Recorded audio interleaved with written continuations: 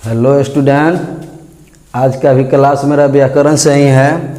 पिछले क्लास में हम शब्द के ही भेद बताए थे, जिसमें उत्पत्ति की दृष्टि से बताया गया था। आज जो हम बताएंगे वह बनावट या रचना की दृष्टि से बताएंगे कि शब्द के कितने भेद होते हैं।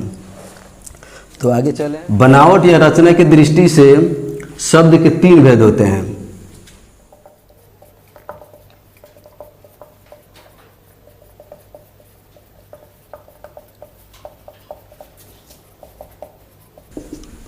तीन भेद होते हैं।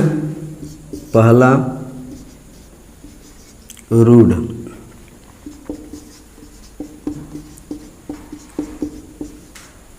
यौगिक,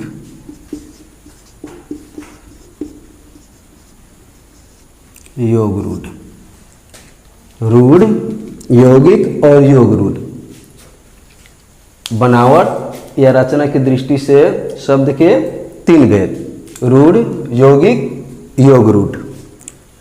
तो हम चलें रूढ़। रूढ़ क्या है?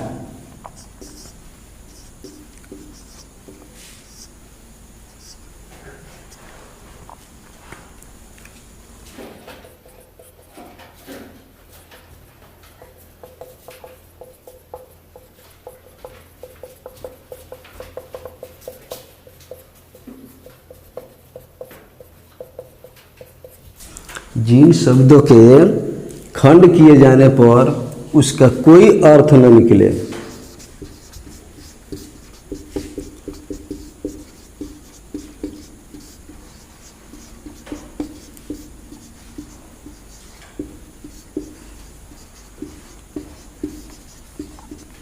जिन शब्दों के खंड किए जाने पर उसका कोई अर्थ न निकले,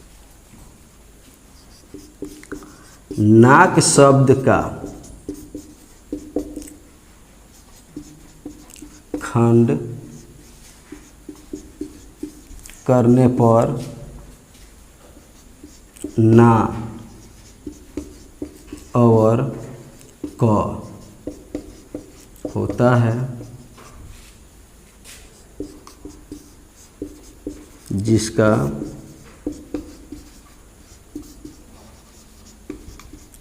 कोई अर्थ न है। यानी कि नाक शब्द का अगर खंड कर रहे हैं तो इसका कोई अर्थ नहीं निकल रहा है। ठीक है। तो जिन शब्दों के खंड किए जाने पर उसका कोई अर्थ ना निकले उसे हम रूढ़ कहते हैं। जैसे नाक शब्द का हम खंड करके बता दिए ना और क, तो इसका कोई अर्थ न निकलता है। अब हम चलिए, तो यौगिक किसे कहते हैं? देखिए, ऐसे यौगिक शब्द जो दूसरे शब्दों के मेल से बने हो और उसका सभी खंड सार्थक हो, उसे यौगिक कहते हैं। देखिए, ऐसे यौगिक शब्द जो दूसरे शब्दों के मेल से बने हो और उनका सभी खंड जो है सार्थक हो, उसे यौगिक कहा जाता है। जैसे घुड़सवार, तो घुड़सवार जब है तो ये हो सकता है आपका घोड़ा और सवार। घोड़ा और सवार। विद्यासागर है, विद्या और सागर। ठीक, इस तरह है आपका विद्यालय, यानी विद्या हो गया और आलय। ठीक, यानी कि घोड़ा और सवार, विद्या और सागर हैं। उसके बाद विद्या और आलय। इस तरह से यह जो है इसका सार्थक शब्द जो है दोनों बन रहा है। ऐसे यौगिक शब्द जो दूसरे शब्दों के मेल से बने हो और जिनका सभी खंड जो है सार्थक हो, यानी कि इसका दोनों जो खंड है ये दोनों सार्थक है, इसीलिए इसको यौगिक शब्द कहेंगे। अब चलेंगे हम योग रूढ़ में। योग रूढ़ क्या है?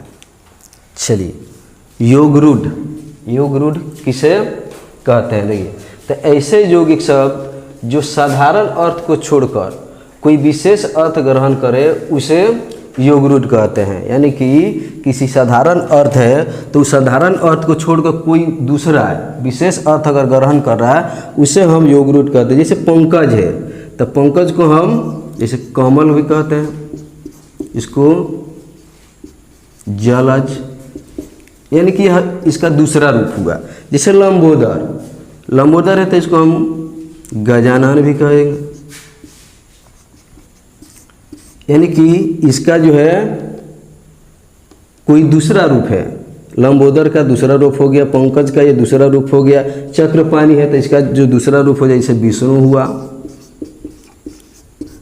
तो इस तरह से इस यौगिक शब्द का जो साधारण अर्थ है, इस साधारण अर्थ को छोड़ करके इसका कोई विशेष अर्थ जो है ग्रहण कर रहा है, इसीलिए इसको हम क्या कहेंगे, योग रूढ़ कहेंगे।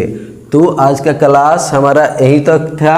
अब आगे का जो क्लास होगा वह हम फिर आगे के वीडियो में बताएंगे। यहीं तक हमारा वीडियो।